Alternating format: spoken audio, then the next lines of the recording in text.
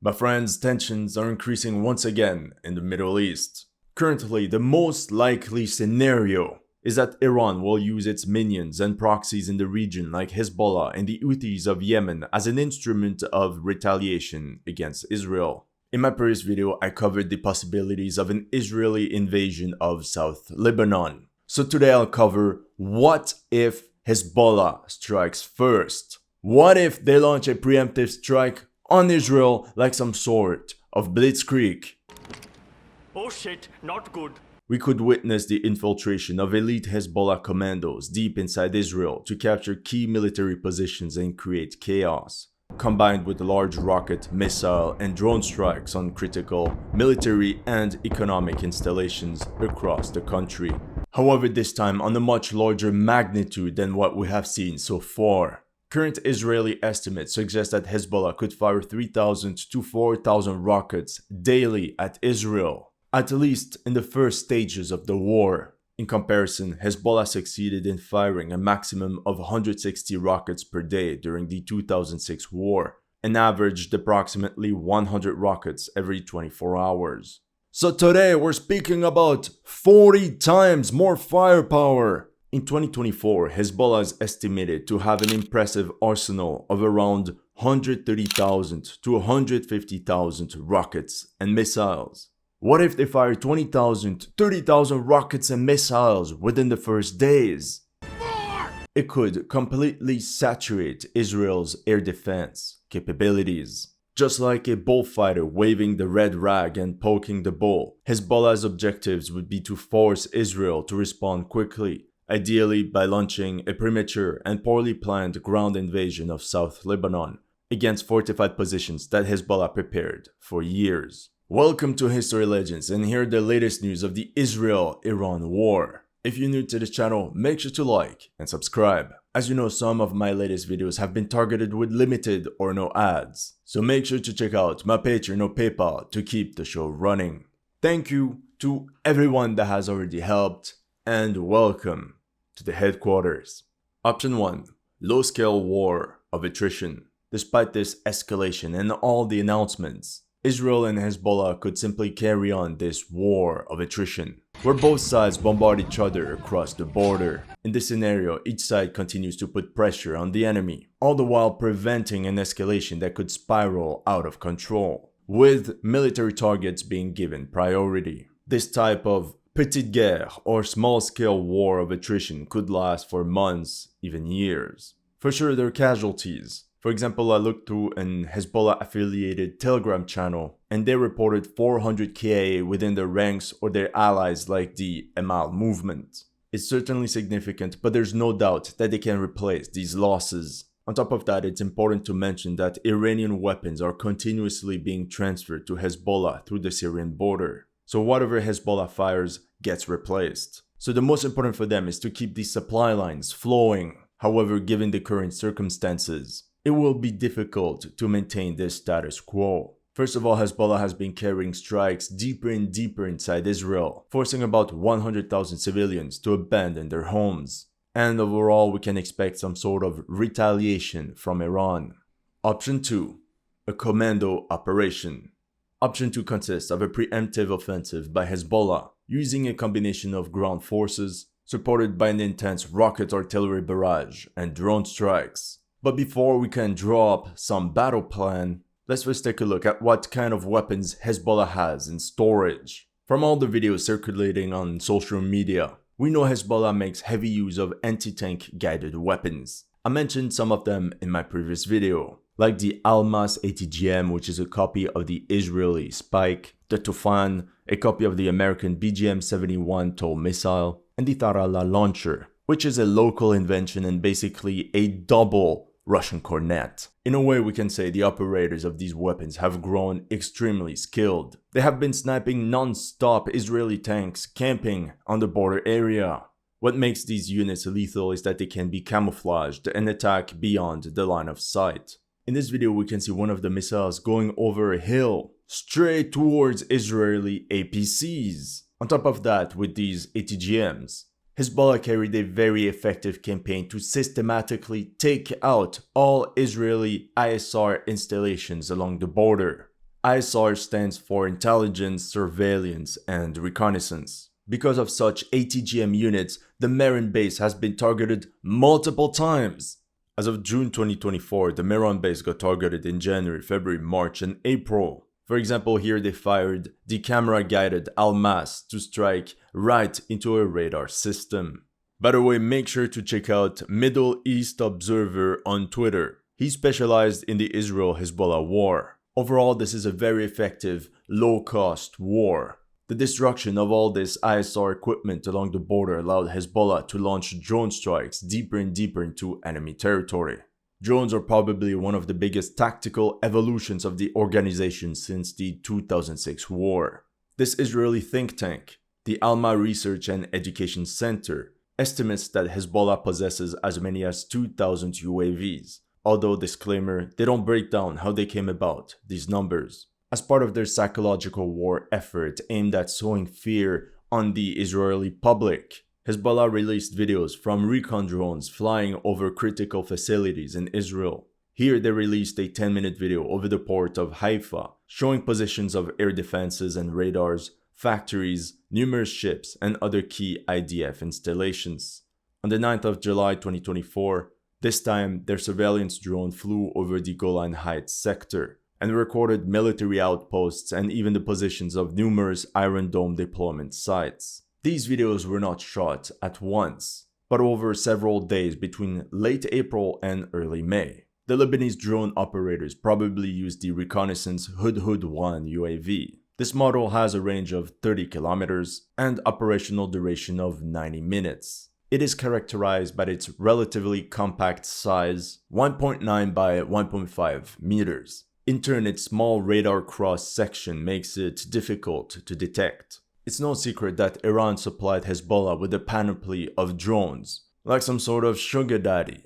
Another option is the Iranian-made Shahed 101 kamikaze UAV. It is used by all its proxies across the Middle East, like the Houthis in Yemen, the Shia militias in Iraq, and of course Hezbollah in Lebanon. The Shahed 101 is equipped with an electric motor, specifically designed to enhance its stealth capabilities, and put simply make it harder to detect. The piston engine version has an estimated flight range of 800 to 900 kilometers and can carry a warhead of 10 kilograms. In terms of reconnaissance drones, Hezbollah also uses the Samad-1 with a range of 500 kilometers and the Samad-2, which can be armed with an 18-kilogram payload. We can also mention bigger models like the Mersad-1. Originally, it's the Iranian Ababil twin-tail combat and reconnaissance drone with a range of 200 kilometers and that can carry a warhead of 40 to 50 kilograms. Also from Iran, the infamous Shahed 129, 1,600 kilometer range that can fly at 150 kilometers an hour, all the while carrying a 400 kilogram payload.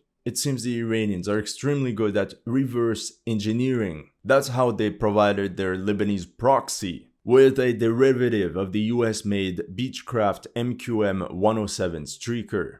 It's like some sort of long-range bomber drone that can carry two 250-pound general-purpose bombs at a range of 500 kilometers. But it can also be armed with anti-ship missiles like the Kawsar and Nasser-1.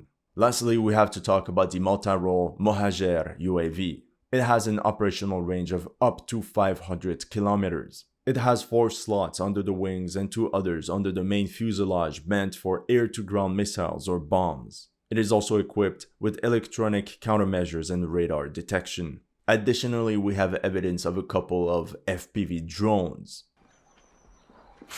As you can see in this video, this one targeted an Israeli RPS-42 MHR radar. It is currently unknown how many FPV drones Hezbollah possesses. However, we can estimate multiple hundreds at least, since those are modified commercial drones that are relatively cheap and easy to procure. Now, if they really want to inflict damage, we'll have to look at their more endowed tubes. The bulk of Hezbollah's arsenal consists of short-range and unguided projectiles, mostly Katyusha variants. This part of the arsenal comprises different types of rockets, mainly 107 and 122 mm, whose reach ranges from 4 to 40 kilometers. and can carry warheads containing between 10 to 20 kilograms of high explosives or sub-munitions. The 122mm 9M22 Grad type is one of the most popular variants used by Hezbollah today. According to CSIS, Hezbollah has about 40,000 to 80,000 short-range unguided rockets, including the Katyusha variant. They also possess a number of unguided surface-to-surface artillery rockets of the model Falak. This rocket system was developed by Iran in the 1990s. There is the Falak 1 with a range of 10 kilometers and a warhead of 50 kilograms, and the Falak 2 that has a range of 10 kilometers as well, but this model carries a 120 kilogram high explosive warhead. Lastly, Hezbollah artillery units are also equipped with 107mm Fajr 1 multiple rocket launcher systems. The rockets can be fired by the Iranian-made Hasab type launchers, which is strangely similar to the German World War II Nebelwerfer.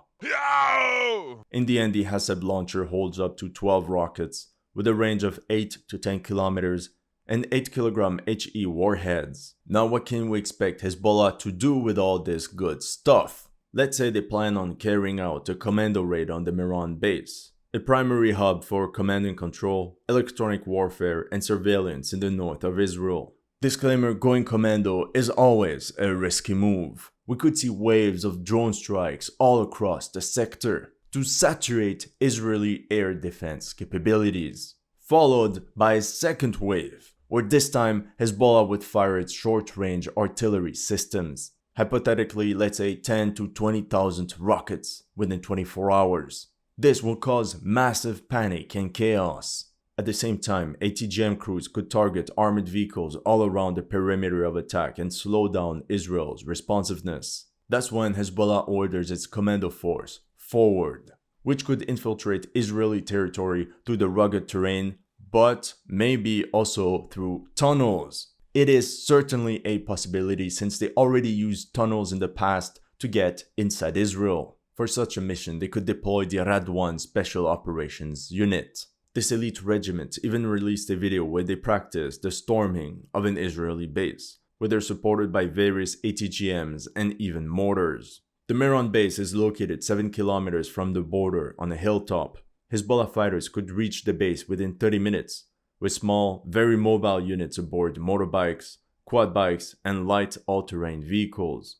The goal could consist in a search and destroy mission, seizing ISR equipment, and even the capture of military personnel. Meanwhile, other units will launch diversion attacks left and right to divert Israel's response. For example, a raid on the HQ of the IDF's 146th Division located in the sector of Nahariya, 9 kilometers south of the border. All this together should allow the commandos to return back to Lebanon. Theoretically, Hezbollah could even bring its MRLS artillery units forward in order to momentarily increase its firing range. Another interesting commando operation could be launched in the sector of the Sheba Farms, a part of Lebanon that is currently occupied by Israel. If successful, such an operation could bring immense prestige to the organization. The objective of this operation would be to provoke Israel to respond irrationally and launch the invasion of South Lebanon prematurely before the IDF completed its war preparations. Option 3. Hezbollah strikes economic and military infrastructure across Israel. In a recent speech, Hassan Nasrallah, the leader of Hezbollah, declared that his organization could strike deep inside Israel, and how factories that took 34 years to build could be destroyed within 1 hour or even 30 minutes. He states that the economic losses of such an attack would be huge, minus $31 billion for chemical plants, minus $76 billion for technology factories, minus $9.7 billion for power plants, and minus $12 billion for food factories. Hezbollah could definitely launch a massive bombardment campaign against all sort of infrastructure across Israel, including targets in dense urban centers like Haifa, Netanya, and even Tel Aviv. So let's take a look at Hezbollah's missile inventory. Hezbollah is believed to have around 80,000 medium-range rockets, such as the Fajr 3 with a range of 45 kilometers and a payload of 45 kilograms, and the Fajr 5 that can hit targets 75 kilometers away with a 90 kilogram warhead. As you can see here, the Fajr 3 launchers are already much bigger, as they're mounted on a truck chassis. The Shia militia's arsenal also holds Soviet Uragan type of rockets, like the Rad-2 with a 65km range, and the Rad-3 with a 70km range and a 50kg warhead. Instead of firing these rockets from a massive 3 layers of tubes, Hezbollah changed the design to be able to fire these rockets from lighter launch vehicles, equipped with only 1 layer of 4 tubes. There's also evidence that Hezbollah is using Khaybar-1 unguided rockets, named after the Battle of Khaybar. I'm not going to talk about it, you can look it up yourself. The Khaybar-1 has a range of 100 kilometers while carrying a 150kg payload. For example, here's a picture of a Syrian Khaybar MRLS. Since they're all mounted on trucks, they're relatively mobile and easy to hide, perfect for hit-and-run attacks. On top of that, these medium-range rockets could be used to saturate Israel's David Sling air defense system in order to break open a path for long-range missiles. These include the Tel-Tal family, an Iranian variant of the Soviet Frog 7 artillery ballistic missile. Hezbollah's arsenal includes the Tel-Tal-1, which has a range of 125 to 160 kilometers, all the while carrying a 600kg high-explosive warhead, and the Tel-Tal-2 with an increased range of 210 kilometers while carrying the same 600kg payload. It's important to note that Tel-Tal rockets are fairly inaccurate and require a large TEL, or Transporter Erector Launcher, essentially a vehicle with a significant target signature. The number of Tel-Tal-1 and Tel-Tal-2 rockets in Hezbollah's possession is not publicly disclosed. One 2006 report found that Hezbollah likely held a few dozen Tel-Tal rockets, while another cited as many as 200.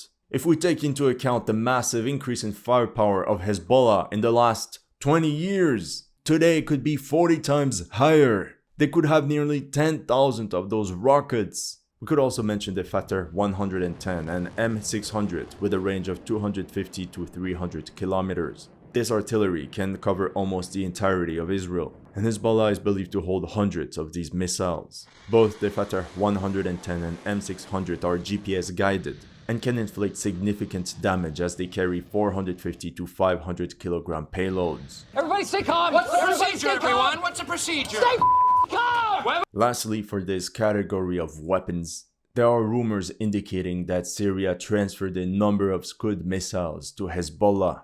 Just like the previous artillery systems, Scud variants range between 300 to 500 kilometers, but this time carrying 600 to 985kg payloads, and they're said to require 45 minutes of preparation. In the end, they do not provide Hezbollah with as much of an advantage compared to the Fatr 110. Throughout this video, we only talked about ground targets, but don't you think that Israel's naval capabilities will not be affected?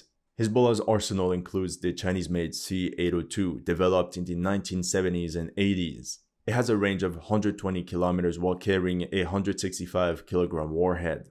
It is currently unclear how many CO-8-2 ASCMs Hezbollah has in its arsenal, but according to this picture, they have at least 5. They even recorded this cool little video to flex. On top of that, Israel considers the Russian-made Yahunt anti-ship cruise missile to be one of the main threats it faces from Hezbollah.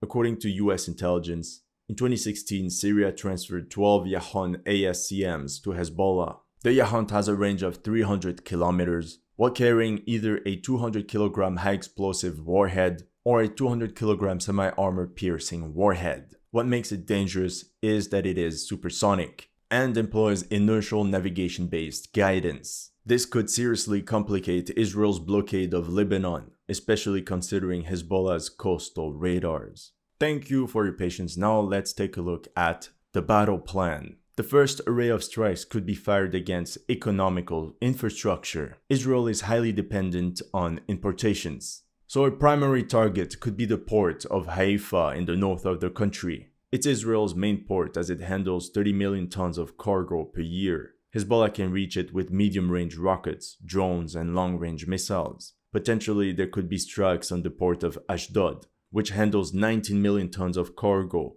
and the port of Hadera, located between Haifa and Tel Aviv, which handles 7 million tons of cargo. Due to its location and importance, a strike on the port of Haifa is to be expected. We just have to look at all the logistics infrastructure that Hezbollah's drones recorded. An attack using swarms of unmanned surface vessels is also a threat to be taken seriously. These strikes alone will put a serious strain on Israel's economy, but Hezbollah could go even further. Haifa and Ashdod are two major cities, where Hezbollah could also target various power plants and refineries, essentially put down the country's energy system. Without it, the economy will be paralyzed. Both Haifa and Ashdod's oil refineries are within strike distance of medium-range rockets and long-range missiles, as well as some of their drones like the Shahed 129, Karar, Mohajer, and Samad. Here's a map of potential power plants that could be targeted.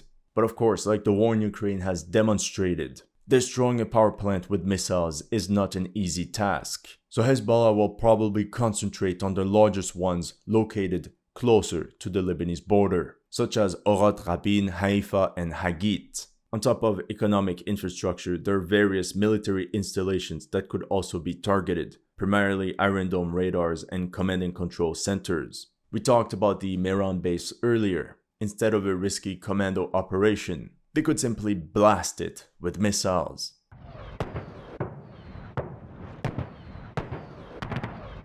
Another base could be Mitzpe Ramon, located in the Negev desert, 50 kilometers south of Beersheba.